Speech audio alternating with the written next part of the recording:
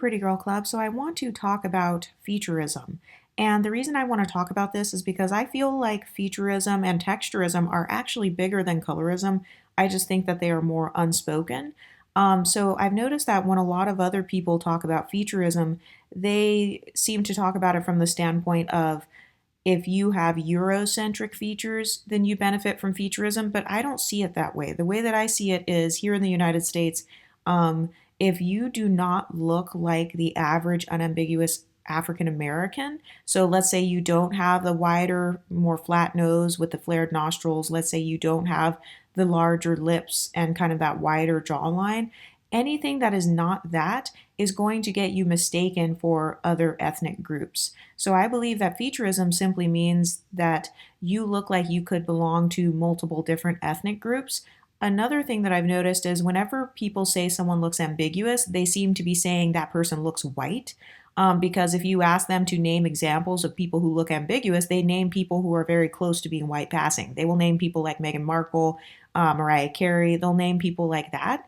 And I do not center whiteness as the standard for ambiguity on this channel. I believe that you can actually look very ambiguous and still not look white. So this woman in the photo on the right side, the woman with the straighter hair, she is an example of someone who looks ambiguous without looking like how a white girl would look. Chili from TLC is another example of someone that I believe looks ambiguous. And so that's just kind of my perspective on this channel. But I've noticed that a lot of people, they have this secret obsession with kind of keener features. And when I say keen features, what I really mean is kind of like what you're seeing here in the picture. Tyla is another example of someone with very keen features. So notice how Tyla also does not look white, yet she still looks very ambiguous. So that's what I want to talk about today. I want to talk about the actual facial features. I kind of want to focus on noses for now and how that affects people's perception of you. Because I've noticed that anytime you have these types of features, the best way I can describe it is kind of like Horn Africans, Ethiopian, that sort of phenotype. People are going to start asking you what ethnic group you belong to. So when I use the term ambiguity, I'm talking about someone who looks like they can belong to multiple ethnic groups. You get mistaken for different ethnicities. And that's also why I created the term ambiguous black women not too long ago, because some women, they haven't taken a DNA test, they don't know of any admixture, but for whatever reason, they just happen to look like this girl here in the photo.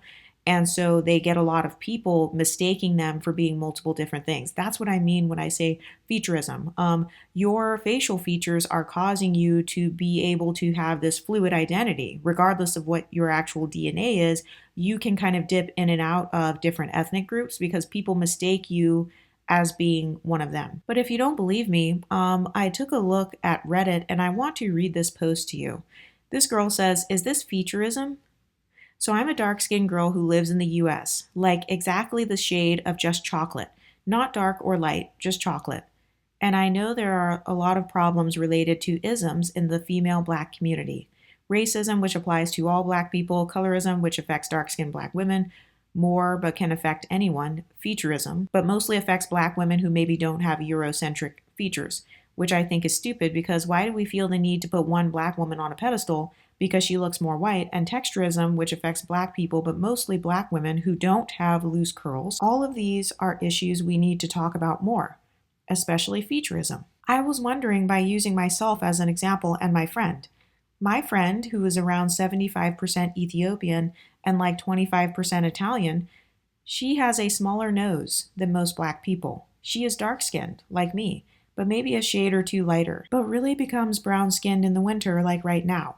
Her lips are pretty small, and her eyes are round, but me and her are BFFs, and she tells me a lot of the time people are like, "You're so exotic." And sometimes people even think she's Indian just because of her smaller nose. Her hair, when she straightens it, is really thick and long, like to the middle of her back, and it's light black. Me, on the other hand, I'm like 80% Nigerian, and I don't know what else, but I don't really know if I benefit from it. Maybe because we are younger, but I have a bigger nose than her. It's like the top is thin, but the bottom goes out on both sides, but it's not so huge that it draws attention to my face. Some people say I have a wide button nose, or whatever that means. My eye shape is weird because, like, sometimes my eyes look Asian, which I love, and no offense to Asians or people of Asian descent. I love monolids, and I'm sorry if that sounded rude. Sometimes my eyes are a bit smaller than the average black person. I have double eyelids, but it just looks really small sometimes. My lips aren't that small, and my hair is super black and kind of thin when I straighten it. Sometimes people say I look mixed with something a tiny bit, but I don't know. I probably don't benefit, but I do want to know. Do me and my best friend benefit from featurism? People got mad at her. Somebody said, I interpret your post as saying that featurism, all the isms, are okay as long as you benefit. I hope I'm wrong and this is a misinterpretation. I wouldn't know where to begin to untangle it if this is the case. Good luck to you both. And then people are asking her to post pictures. But the way that I think of featurism, though, is if you've got people specifically pointing out your features as being different from the average African American. So, for example, in my case, or for some of you guys on this channel, maybe you have freckles and people point that out and they say, oh, look at your freckles, or I like your freckles. And the reason they're pointing that out is because they know that the average person in the African American community doesn't have freckles. Something else could be like your eye color. Let's say you have lighter eyes. So regardless of your complexion, people are going to point it out. But when it comes to noses, I feel like a lot of people don't talk about nose sizes, and they don't talk about how a lot of the types of noses that people seem to like or admire, they tend to be a little bit thinner. So not the same width as your lips, maybe kind of like where your nose doesn't go past like the inner corners of your eyes. It's almost like taking up just about 1/3 of the space of the width of your lips. So basically a narrow nose. So this girl in the post, she said that somebody said she has a wide nose. I wouldn't consider that. I mean, I kind of consider wider noses to be something that's very common in the African American community. Another misconception I've noticed about featurism is people will give the talking point of, if you think I'm ugly, you're a featurist. And it's like, okay, I don't believe thinking somebody is not attractive makes you featurist, but I think that the reason why you think they're unattractive, yes, that is when you can start getting into featurism, because it's like when people say Ice Spice is ugly. Okay, what's ugly about her? Eyes, nose, lips? Tell me what's ugly, because in my opinion, Ice Spice has very similar features to this unambiguous woman over here. So if you think that Ice Spice is ugly, and you name her facial features as being ugly, then in my opinion, you are actually naming West African features or Bantu features as being ugly. So yes, at that point, then I can make the argument of having some sort of internalized featurism. And this is also why you don't hear me on this channel calling people ugly. I'm not dumb enough to pull up pictures of certain celebrities and then literally call them ugly, because whoever you call ugly, that just exposes what features you dislike or what features you find to be unattractive. But when I think of featurism, though, I'm not just thinking of attractiveness, I'm really thinking of ambiguity on this channel. So when I think about Ice Spice and what makes her ambiguous, it's not her facial features to me. It would be her skin tone. She has a very ambiguous skin tone. Her skin tone is damn near white passing.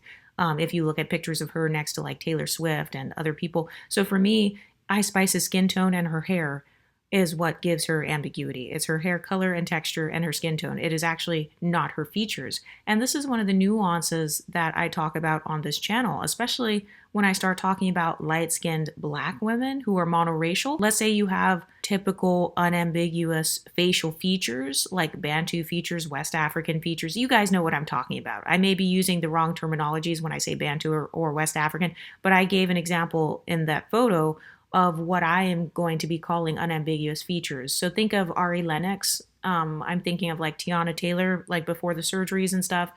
I'm thinking of like Jay-Z's type of features. And some people will come on here and they'll say, oh, well, those people have very exaggerated features.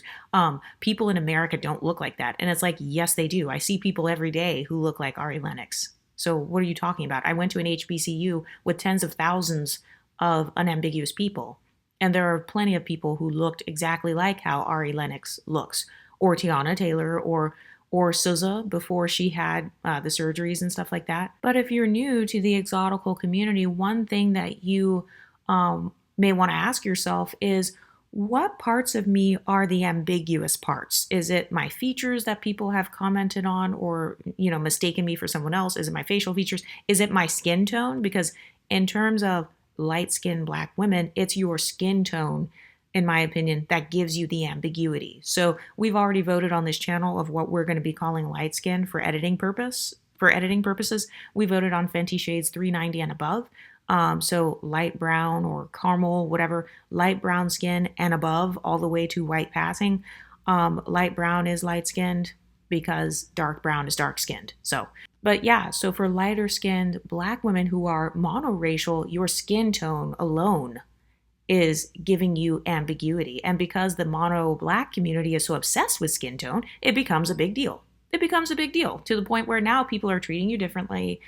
You're not seen as being relatable because, you don't have the staple feature of an unambiguous woman, which is, the chocolatey type of skin tone. And so for some of you, maybe you have never had anyone comment on your features. Maybe they've never pointed out your nose size or your lip size or something like that, but they have pointed out other aspects of yourself, such as skin tone, colorism, or your hair texturism. But the way that I view featurism is your facial features are giving you ambiguity privilege. It's giving you the ability to have this fluid identity because of your face, or because of, you can do something as simple as doing your makeup and you can look more or less black depending on something like lipstick. Well, I know that's the case for me because my lips are not, I don't have like the biggest lips in the world. I don't have thin lips, but if I don't put on any lipstick, my lips are just, you're not going to really notice them. And I have also been told before, you have small lips for a black girl. So maybe you get told comments like that. Like, you have a small nose for a black girl. You have small lips for a black girl. You have a very pointed out, you have a very pointy nose for a black girl. You have very small nostrils. That's another thing, like the nostril size. Like when I say wide nose, I'm not just talking about the actual bridge of the nose. I'm really talking about the nostril part. So maybe people have made comments on your nose size or on your nostrils or on your lips, or maybe they've made comments on your freckles, if you have freckles on your face or something like that. Those features, they might actually get pointed out by non-black people as well, and that could make them relatable to you. So for example, I've had white women call out the freckles on my face before. So it's kind of like that girl in the Reddit post where she said that her friend gets called exotic, or she got told that she blends in with Indians, basically, even though she's not Indian. That's what I mean when I say featurism. Or like for myself, people saying I look like how Cleopatra looks, or like Nefertiti. This is back when I used to do my makeup more like that. Those women are, they debate what racial background those women have. But that's an example of featurism, though. Because white people, by the way, it was white people that made those comments, saying that I looked like Cleopatra or like Nefertiti or something. But that's a form of featurism, though, because your facial features are causing you to have this fluid identity or this ambiguity where you otherwise wouldn't have it. Another thing that I've noticed is that people take your facial features and your hair texture into account when they are deciding how light-skinned you are. Because I've noticed that people will say that people like Bow Wow or like Little Mama or like Glorilla, people will try to argue back and forth and say, oh, well, they're not really light skinned or they're not that light skinned. Actually, all of them are. Some of them even have light eyes to go with it, which is proving that obviously they've got something going on to where it does not look like the average unambiguous person. But because of their actual facial features, people perceive them as being darker because they don't realize that what they're doing is they're actually stereotyping, and they are conflating dark skin with having broad features, when we all know on this channel you can be dark skinned and have narrow features. But I've noticed that that's a pattern too. People will look at your facial features when they are deciding your skin tone. This is also why I am a big proponent of not identity policing others and not trying to force other people in and out of certain categories. Any categorizations that I talk about on this YouTube channel are for my editing purposes only, and it's just so I can explain kind of what I'm talking about. But when it comes to featurism, have you ever had people point out certain features on your face? Because I know I've definitely had people point out the little freckles on my face. One girl in college, she even tried to wipe off a freckle on my face. She assumed that it was like fake or something. For some of you, it could be your actual eye color. Maybe you have, you know what? There's actually this girl that I know. She's one of my friends. She's dark skinned. All of her features are unambiguous. She has a dark skin tone. She has a broad nose. She has 4C hair and locks. But because her eyes are not dark brown, she gets pinpointed and called out as, oh, the girl with the light eyes or the dark skinned girl with the light eyes. Okay, but that's a form of, she's benefiting from a form of featureism or ambiguity to the point where people are literally identifying her based on something as simple as her eye color. And her eyes were not even, her eyes were like, they were not dark brown. They were more like, I don't know, like a bright chocolate or something. I don't know how to describe it, but her eyes were like significantly light, to the point where people were calling it out and they were differentiating her out of all of the other unambiguous women that were in that fitness group.